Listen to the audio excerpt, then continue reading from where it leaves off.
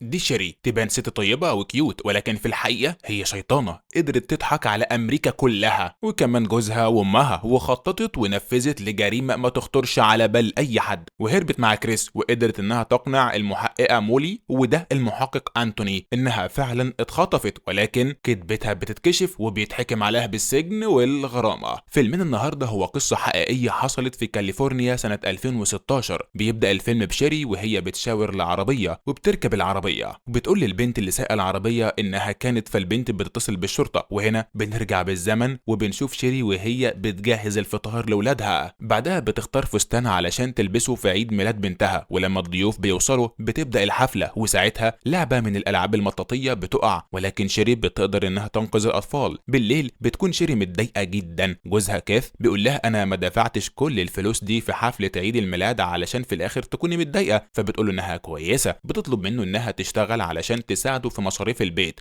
لكنه بيرفض. تاني يوم بتحضر شيري اللانش بوكس لاولادها وبتاخدهم للحضانه وبتسلم عليهم قبل ما يدخلوا للحضانه، ولما بترجع للبيت بيكون كيث في شغله، ولما بيطلب من مديره علاوه بيرفض. في نفس الوقت بتبعت شيري رساله لجوزها وبتطلب منه يرجع البيت لانها زهقانه، بيرفض يسيب الشغل. بتخرج شيري من البيت علشان تجري، وبعد ما بتجري شويه بنشوف شخص بيخطفها، وبالليل بيرجع كيث للبيت وبيدور عليها ما بيلاقيهاش. فكيث بيقلق عليها وبيفضل يتصل بيها لكنها ما بتردش عليه. بيشغل ابلكيشن تحديد الموقع فبيعرف مكان تليفونها، ولما بيروح هناك بيلاقي التليفون على الارض وعليه خصله من شعر شيري. بيترعب وبيحس ان مراته في خطر. بيتصل بالشرطه، ولما الشرطه بتوصل المحققين مولي وانتوني بيعاينوا المكان وبيقرروا ان كيث هو المشتبه فيه الاول في اختفاء شيري. بيروحوا معاه البيت ومولي بتساله اذا كان في مشاكل بينه وبين شيري، بيقول لها لا. وساعتها بتساله اذا كانت شيري بتتعالج من اي مرض نفسي، بيقول لها ان من فتره كان عندها اكتئاب واتعالجت منه بقت كويسه. تاني يوم بتصحى مولي جوه العربيه بتاعه الخاطف، وبعدها بتروح معاه لبيته علشان نكتشف انها مفبركه موضوع اختطافها وانها هربت مع خطيبها السابق. في نفس الوقت بيكون كيث في البيت مع الولاد، ولما بيسالوه على امهم بيعرفهم انها سافرت كام يوم وهترجع قريب. بيبقى متلخبط ومش عارف يعمل لهم اي حاجه. تاني يوم صحاب شيري وجيرانها وكيث بيدوروا على شيري حوالين البيت، اما المحققين بيكونوا شاكين في كيث ومولي. بتقول لزميلها ان هم فتشوا تليفون شيري ولقوا عليه محادثات بينها وبين واحد مسمياه باسم بنت، ولكن العلاقه بينهم باين انها سطحيه مجرد كلامه بس. بتقول له ان هم اتاكدوا من حجه غياب كيث بانه كان موجود في الشغل وقت اختطاف شيري، والموضوع اتسرب للصحافه والقنوات المحليه بتجري ورا كيث علشان يستضيفوه. وفي مقابله من المقابلات دي كيث بيكون حزين جدا على مراته، وبيعمل كيث اختبار كشف الكذب وبينجح فيه. اما ام شيري على طول عمرها علاقتها ببنتها مش احسن حاجه، بتروح لكيث البيت علشان تساعده في تربيه الولد والبنت. تاني يوم بتعمل لقاء صحفي وبتقول للناس ان بنتها عايشه وهترجع لهم. في الوقت ده بتكون شيري في بيت كريس صديقها، وبتقول له ان جوزها بيضربها وبيهينها، علشان كده قررت تهرب معاه، مع ان كلامها كله كذب، الا ان كريس بيكون مصدقها جدا لانه لسه بيحبها. وشيري بتقول له انها كان لازم تتجوزه هو مش كيث. بيطمنها بيقول لها انه هيعوضها عن قسوه وضرب امها ليها وهي صغيره، وعن قسوه جوزها عليها لما كبرت. بتقول له انها بتحبه، مبسوطه ان هما مع بعض. في نفس اليوم بالليل بتطلب منه انها تبات لوحدها لحد ما تتعود على المكان، فبيوافق. ولما بيخرج من الاوضه بتنظف اوضتها، وتاني يوم بتنظف الشقه، وبعدها بتطلع صوره ولادها وبتفضل تبص فيها. ولما كريس بيصحى تاني يوم بيحضر لها الفطار فبتشكره. بتقول له ان دي اول مره حد يعملها بحنان، بتشكره على وقوفه جنبها. بعدها بتطلب منه انها تخرج، بيرفض لانه بيكون خايف ان حد يشوفها وخطتهم تتكشف. ولما بيخرج بتفتح اللابتوب وبتشوف لقاء من لقاءات جوزها اللي بيتكلم فيها عنها وعن حبه ليها وتفاصيل اول مره شافوا فيها بعض.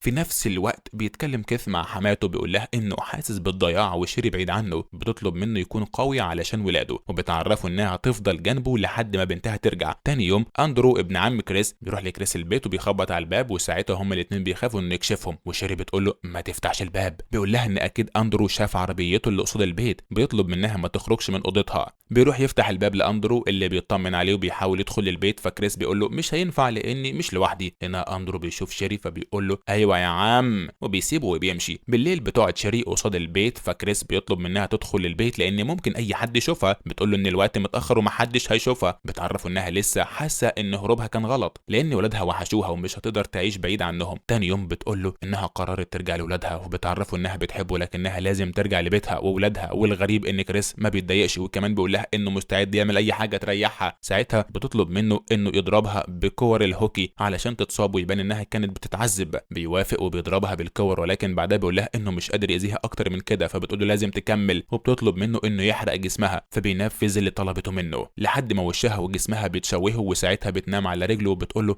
ان اللي عملوه ده لازم. وفي اللحظه دي بتقول له كلمات القصيده اللي كتبتها له زمان اول ما حبوا بعض، فبيكمل كلام القصيده معاها. وفي يوم عيد الشكر بنشوف شيري وهي واقفه في نص الشارع وبتركب مع البنت وبتقول لها انها مخطوفه. بعدها مولي بتتصل بكيث وبتقول له ان مراته رجعت في المستشفى، فبيروح لها جري. ولما بيشوف الاصابات اللي في وشها بيفضل يعيط وبيقول لها انه مش مصدق انه شايفها بعينه. بيوعدها انه هيعوضها عن كل اللي شافته الفتره اللي فاتت. وتاني يوم مولي بتحقق معاها، فشيري بتقول لها مش هتكلم غير في وجود جوزي. وبعد شويه بنشوف كيث في اوضه شيري وبتكون مولي كاتبه له الاسئله اللي هيسالها لها. ولما بيسالها عن شكل الخاطف بتقول له انها كانت بتجري فظهرت قصادها عربيه قطعت عليها الطريق ونزل منها 2 ستات من المكسيك، كتفوها وحطوا كيس اسود على راسها وسحلوها وركبوها العربيه غصب عنها. وبتقول له ان كان في واحده من الستات ضخمه قوي ونظراتها حاده، وانها كانت مغطيه نص وشها، والست التانيه كانت رفيعه وباين عليها انها تابعه للست الاولانيه وبرده كانت مغطيه نص وشها. بتقول لكيث ان افكارها مشوشه ومش قادره تفتكر كل التفاصيل. وساعتها كيث بيتعصب على مولي وبيقول لها ان شيري تعبانه ومحتاجه ترتاح. بترجع شيري معاه على البيت وهناك بيكونوا الصحفيين مستنيينها، وبتقدر انها تتخطاهم وتدخل للبيت بصعوبه. وساعتها بتسلم على اولادها وامها. بيفضل كيث في البيت ما بيسيبش شيري لحظه، وبتكون مشاعره صادقه. ولما بيقول لها انه بيحبها فالقادره بتقول له ان هي كمان بتحبه. ومش بس كده، دي كمان بتقول له كلمات نفس القصيده اللي كانت بتقولها كريس. في نفس الوقت في الاسم المحقق انتوني بيقول لمولي ان هم لقوا في هدوم شيري اثار DNA لراجل،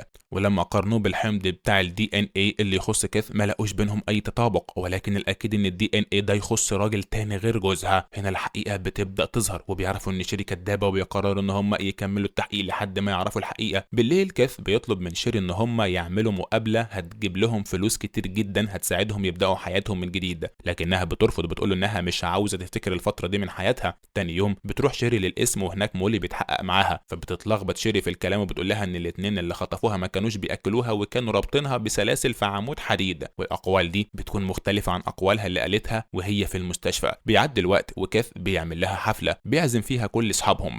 ولما واحده صاحبتها بتسالها عن شكل اللي خطفتها بتقول لها انها كانت ضخمه جدا، فصاحبتها بتعرفها ان في مذيع قال في برنامجه انه عرف من التحقيق انها وصفت اللي خطفتها بانها كانت رفيعه جدا، وده عكس الكلام اللي هي قالته دلوقتي. شيري بتقول لها ان افكارها لسه مشوشه ومش فاكره اللي حصل لها بالظبط في الفتره دي، ما بيتبقاش عارفه ان كيث سمع كلامها. بالليل بيسالها عن شكل اللي خطفتها بتقول له انها مش فاكره. بيتعصب عليها وبيقول لها انها لازم تركز وتروح تكمل شهادتها لان اللي خطفوها لازم ياخدوا جزائهم. بتقول له انها هتنفذ اللي طلبوا منها. تاني يوم بتكون مولي في كافيه مع ديفيد طليق شيري قبل ما تتجوز كيث، وديفيد بيقول لها ان شيري مش مستقره نفسيا وبتكذب بشكل مرضي وعلى طول عايشه في دور الضحيه. بيقول لها ان امها عرفته انها زمان كانت بتضرب نفسها، وبتقول ان امها هي اللي ضربتها علشان تصعب على اللي حواليها. بيعرفها انه طلقها بسبب كذبها ولانها كانت مخليه حياته جحيم لدرجه انه حتى مش عاوز يفتكر الفتره اللي كان متجوزها فيها. تاني يوم شيري بتكون في مكتب مولي وكيث بيكون معاها، ولكن مولي بتطلب من كيث انه يسيبهم لوحدهم وبتواجهها بشهاده ديفيد ضدها. ما بيبانش عليها انها اتاثرت وبتقول لها انه كذاب وبتسيبها وبتمشي. بعد 6 شهور من رجوع شيري بنشوف مولي وهي بتتكلم مع اندرو بتساله عن علاقه شيري بابن عمه. بيقول لها ان شيري حب عمر كريس. بيقول لها انه شافها في بيت كريس في الفتره اللي كانت وهم الناس فيها انها مخطوفه، لكنه ما بلغش لانه ما كانش عاوز وجع دماغ مع الشرطه. بتروح مولي تحقق مع كريس وساعتها بيقول لها انه سمع كلام شيري وعمل اللي طلبته منه لانها قالت له ان كيث بيضربها وبيهينها. بيقول لها ان هو وشيري كانوا مخطوبين وقبل الجواز خاف من المسؤوليه وسابها لانه وقتها كان صغير وما كانش بيفكر كويس، علشان كده هو حاسس بالذنب ناحيتها. بتقول له ان مفيش اي حاجه تثبت ان كيث او امها كانوا بيضربوها. بيقول لها انه مش زعلان منها لانه بيحبها. وبعدها مولي بتستدعي شيري وكيث مره تانية، وساعتها مولي بتحكي لكيث على كل حاجه. بيتصدم وبيقول لها ازاي بعد كل اللي عملته علشانك تعملي فيا كده، وبيسيبها وبيمشي. وبعدها بيتقبض على شيري بتهمه هروبها من جوزها وتزييف الادله وتكليف الدوله مبالغ كبيره علشان يدوروا عليها. وكيث بيروح لها في اوضه التحقيق وبيقول لها انه هيطلقها وهياخد حضانه الاولاد. بتقول له ان اللي عملته ده بسببه لانه هو اللي كان بيهملها وما بيفكرش انه يعمل اي حاجه تخليها مبسوطه. بتقول له ان هي الضحيه مش هو. بيقول لها انت مريضه ومحتاجه تتعالجي. وبعدها مولي بتعمل مؤتمر صحفي بتحكي فيه للناس عن كل اللي حصل، وبتقول لهم ان مفيش ستات من المكسيك خطفوها زي ما قالت. وقبل ما شيري تدخل للمحكمه امها بتهديها وبتقول لها خليكي ثابته قدام القاضي واظهري له قد ايه انت ندمانه على اللي حصل. وبتكون محاكمه شيري يوم 19 15 سبتمبر 2022. وفي قاعة المحكمة شيري بتعترف للقاضي انها مريضة ومحتاجة تتعالج نفسيا، وبتوعده انها هتتعالج، ولكن القاضي ما بيصدقهاش وبيقول لها انت مريضة بالكذب، وده هيخليكي ترتكبي جرائم تانية لو ما اتحاسبتيش على اللي عملتيه، وبيحكم عليها بالسجن 18 شهر و36 شهر تحت المراقبة وغرامة بمبلغ كبير. ولما بتقضي عقوبتها في السجن بتخرج علشان تقضي شهور المراقبة، بنشوفها وهي في جلسة مع الدكتور نفسي وبيبقى باين عليها ان كل اللي حصل لها ولا فارق معاها.